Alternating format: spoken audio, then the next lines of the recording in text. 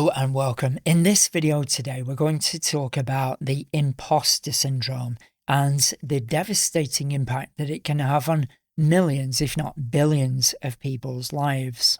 Now, if you're not familiar with the imposter syndrome, you may have experienced it, and guessing you will have done at some point in your life. Most people have done. Examples of the imposter syndrome are a person's at work and they've maybe been promoted in some way, shape or form, or just have a job. And then they've got this nagging self-doubt at the back of their mind going, I'm going to get sacked. What if one day the owner or the manager is not happy with me and I lose my job? And it's this nagging doubt. I know I'm good enough, but I've got this feeling that I'm going to get sacked. Or it could be in a relationship. It could be that a person's in a romantic relationship. Everything seems to be going well in actual reality. But again, they've got this nagging self-doubt at the back of their mind of, if my partner finds out about who I really am underneath, then they're going to leave. They're going to want to be with somebody else. Now, those are the two main expressions, but it can happen anywhere, in any way, shape or form. And what it is we've got these two realities going on within ourselves. We are in a situation today that we are actually in. It could be with our friends, with our work life, with our romantic life, whatever it may be. And that's functioning today. But it's this nagging self-doubt of a part of us which we believe we may be, but we can't actually prove. And that causes the confusion. And the confusion gets even more exasperated when the gurus get involved because, say, for example, a person is in a job role. They get employed and they've got this nagging self-doubt saying, well, I've got a feeling that I'm going to get sacked, or I just don't feel that I'm good enough for this job. And the guru will say, well, can you prove that? And it could be that you look at your life today and say, well, I am skilled enough and I am good enough and I can understand why they're employing me. But then that nagging self-doubt at the back of the mind is going, yeah, but you're going to get found out. Yeah, but you're going to get sacked. Yeah, but. And it never seems to stop. Again, it's exactly the same in relationships. So then the guru will say, well, if it's not real today, then just stop thinking about it. Stop worrying about it. And apparently that's supposed to make it all go away. But obviously, if you've experienced that yourself, you know that it doesn't just somehow go away. So what are we supposed to do in those situations? Are we just supposed to live like that for the rest of our lives and just somehow distract ourselves, like one of the videos I made about addiction the other day? Well, no, not really. It's about understanding the whole mind. And what I work through myself when I'm teaching and educating people is that we don't have one mind. We actually have three parts of the mind. These are all metaphors, of course, because there's a big difference between the brain and the mind. The brain is the physical component. The mind is the interpretation of the brain. So in this, we have the conscious mind, which is what we're aware of today.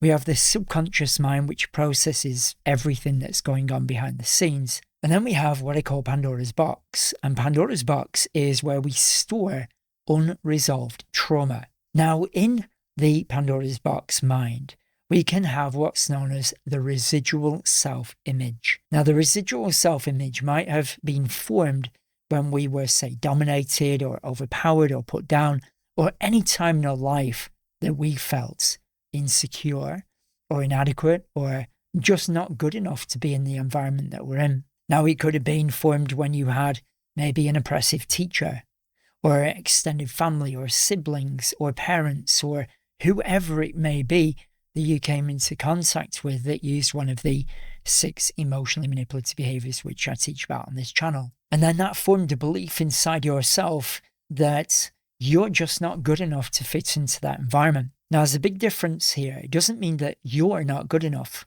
It means that in that kind of confusing, overwhelming environment, you were dominated, you were crushed by people who knew more than you or were more powerful than you. So into imagine the whole scenario about the imposter syndrome, about this image as you can see here. The content or information in these videos is for educational, informational purposes only. You've got you right in the very center of that. That's your world as you see it today. And then you've got blue, which is your actual reality that's going on today. So if you're employed and you're successfully employed and you're not being sacked or anything like that, it means that that is actual reality. You're being employed because you're good enough. Then you have this other circle here, which is yellow. Now, the yellow is the past unresolved trauma, the part of you which has been put down, the part of you which believes that you might be inadequate in some way. It doesn't mean you are. It just means that's what you were taught. And because it was taught to you so often, you actually started to believe it. Now, the thing is here, if you mix yellow and blue together, you get green. Now, the imposter syndrome is now, as you can see, if we put that green circle over you, you're now trying to process two realities at the exact same time. And that becomes immeasurably confusing, of course, because you cannot process two realities at the same time. It's like trying to walk left and right at the same time. You'll just be stood in the middle, unable to move. And this is where the gurus really project things onto us, causing us mass amounts of confusion. They will be focusing on the blue today. So you're in that job role, you're in that relationship, and they'll ask you, well, does that person really like you? Are you good enough to be in that job role? You'll look at the blue circle and say, well, yes, I am. It's all going really well today. And they'll say, well, stop worrying about it then. Just think really positive and all will be really good. But what they're not taking into account is that yellow projection from the past. It's telling you that, do you remember this time when you failed? Do you remember this time other people were better than you? Do you remember this time when you were mocked? Do you remember this time you were put down? And in that situation, it might believe that that's who you are today, even though that could have been decades earlier. Now, the real solution, obviously, to work through that is to come to terms with the old trauma projection, the unresolved trauma, and that internal self-image which has been distorted from a past which you may have moved on from many years ago. Now, that's obviously a lot more complex than what I can cover in this video, but I wanted to explain how we can have those two realities plaguing our mind today, and it feels like we don't know whether to turn left or right. And the challenge is because you're getting locked out of your mind, low cognitive ability, overwhelming anxiety, because your brain is trying to process both yellow and blue at the same time, and it's coming up with green and getting overwhelmed. What you have to do to move forward through this process is to separate yellow and separate blue. Look at them as two completely different realities and separate them out and look at them. What experiences have you had in life where you were dominated, where you were put down, where you were humiliated, that formed that yellow perspective of you're not good enough? Even though you were good enough, you were told you weren't. And then what's actually going on today? Keep yellow and blue separate. See them as separate entities. But most importantly for this, work on the yellow. Look at those trauma projections. Find them out. Write them down in your journal. Think about what's being projected onto your life today that is no longer relevant, but still feels very real. Now, to work through trauma is more of a complex process than I'll be covering in this video, but the first thing is to just start to become aware that those trauma projections are there from your past. They may feel real, even though you know they're not. But if they feel real, work with them. So again, see those three realities. See yellow, see blue, and then see green. If you try to process green, you'll be there forever. You can't process green. Nobody can. But you can process yellow separately and blue separately. So process yellow. Understand what were the past trauma projections of unresolved trauma that you may have had. Have you got a belief system that you're not good enough, that you're going to get rejected? And it's from a past unresolved trauma. So I'll draw it to a close there because there's obviously a lot to cover in this video.